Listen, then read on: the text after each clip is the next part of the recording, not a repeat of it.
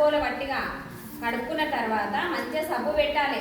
సబ్బు పెట్టిన తర్వాత ఎట్లా రాస్తారు? ఇట్లా పైకి ఇట్లా పెట్టాలి. ఈ వేళ్ళు అనేది ఇళ్ళకి రావాలి. ఇది ఒక స్టెప్, సరేనా? ఇట్లా రాయాలి వేళ్ళకి. ఇది మొత్తం ఇట్లా రాసిన తర్వాత మళ్ళీ ఇట్లా ఇట్లా రాయాలి. ఇది రాసిన తర్వాత ఇది ఇట్లా.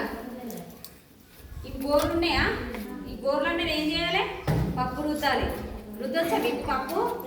మళ్ళీ చేస్తారా? అందరూ చేస్తారా? పప్పు రుద్దాలి. ఇట్లా ఇట్లా అన్నా కొద్దీ గోర్లలో ఉన్న మైల అనేది పోతుంది. మళ్ళీ ఏం చేయాలి? ఈ వేళ్ళన్నీ ఇట్లా రాసుకోవాలి, సరేనా? ఇట్లా రాయాలి వేళ్ళన్నీ మంచిగా. ఈ వేళ్ళకున్న మైల అనేది మొత్తం పోతుంది. ఇది అయిపోయిన తర్వాత ఏం చేయాలి? ఇట్లా రుద్దాలి. ఇట్లా ఇగో ఈ మంటకున్న మైలు ఏం చేయాలి? అంతా పోవాలి అనేది ఇట్లా రాయాలి, సరేనా? ఈ చేతి ఇట్లా రాయాలి. ఇట్లా రాసిన తర్వాత ఇది ఏం చేయాలి? ఇగో ఈడు దాకా ఇట్లా రాసుకోవాలి చేతులు. ఇట్లా రాసి జాబ్ కింద ఎట్లా పెట్టాలి? ఇట్లా పెట్టాలి చేతులు, అంతే.